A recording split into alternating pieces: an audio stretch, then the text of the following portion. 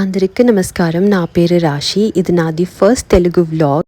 నేను తెలుగు గర్ల్ కాదు, నేను Kannada girl trying Telugu vlogs. నేను ఫస్ట్ కట్రీనా క్యాఫ్లో ఈ వైరల్ ఫేషియల్ ట్రై చేసింది.